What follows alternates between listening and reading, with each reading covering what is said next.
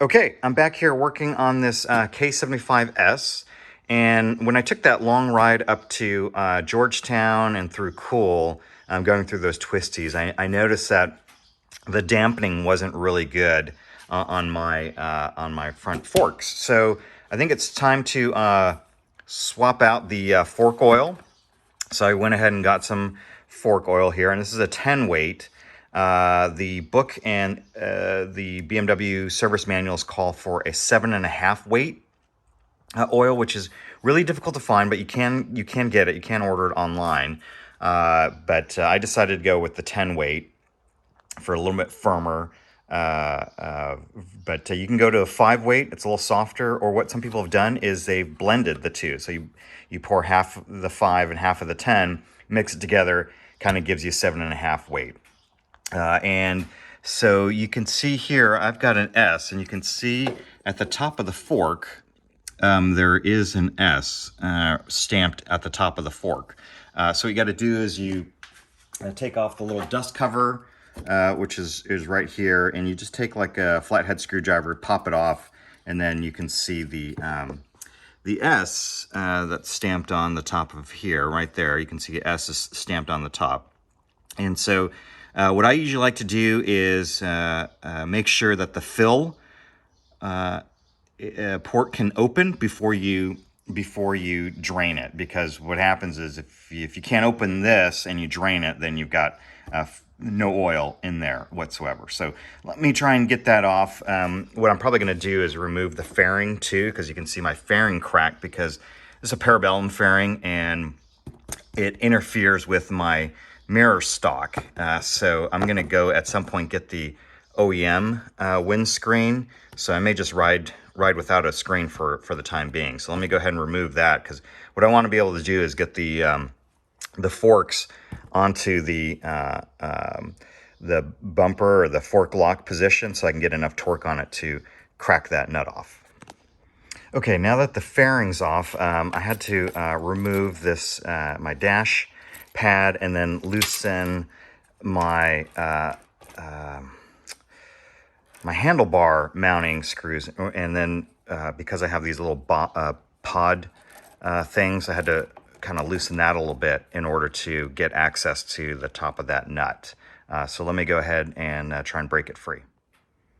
Okay, so then what I did is I used a 23 millimeter wrench, open end wrench. So you hold the top of that, and then you get a 6 millimeter hex head, and you fit it in there, and then that'll allow you to break it free without the top of it spinning. Because if you don't have that 23 millimeter nut, a 23 millimeter wrench on there, the top of this is just going to spin around and around as you try to loosen that bolt. So anyway, cracked it free on both sides. So now we can go ahead and drain the oil out. So let me go show you that. Okay, so at the bottom of the fork, it's just a 10 millimeter nut, and you want to just break that open, and then the oil should drain out. And then what I'm going to do is just pump the forks a little bit, just to try to get as much of the oil out as I can. Let's see. There we go. And there's the oil. Not much in there. So it's probably a good thing to get it out. But let me pump the forks up and down a little bit so I can get a little more oil to come out of there. Okay, so I let it sit and drain for about 15-20 minutes, and then I got on top of it and I compressed the forks a few times to try and squeeze as much oil out of it as I could. So then got a brand new crush washer, and then put the drain plug back in. And again, you just want to get these kind of nipped up.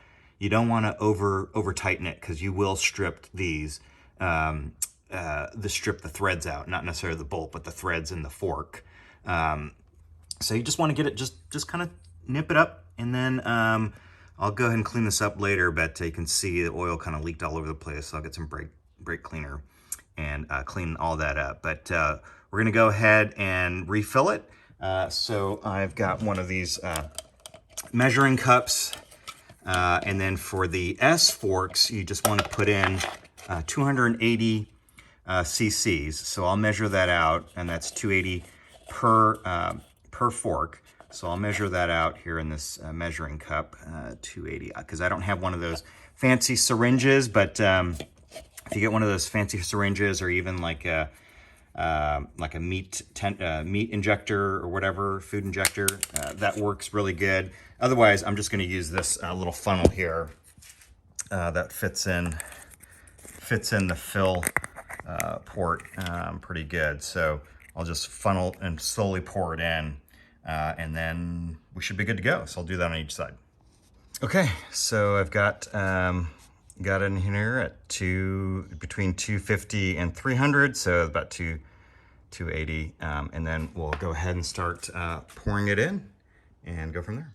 All right, so it's all buttoned back up, and I compressed the forks a few more times by going up and down the handlebars, and it feels a little bit better, feels more firm. So we'll go ahead and take it for a test ride, but so far no leaks. So very quick, about a 30-minute job just to change that. And I think the interval calls for like every time you do like maybe your final drive. So not as frequently as you do your engine oil, but this is a maintenance item, so you will want to change your fork oil from time to time. Thanks. All right, so just got back from a quick test ride after filling it, swapping out the fork oil, and with the tent weight. And actually, it feels pretty good, so it's not too firm. At first, I was a little worried that the tent weight might be a little too firm, because what the book calls for is 7.5 weight.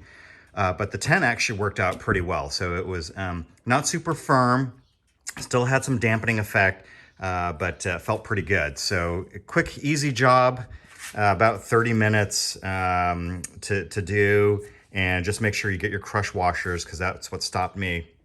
I was making sure I had the crush washers for the fork drain bolts at the bottom, and then the fill bolt at the top.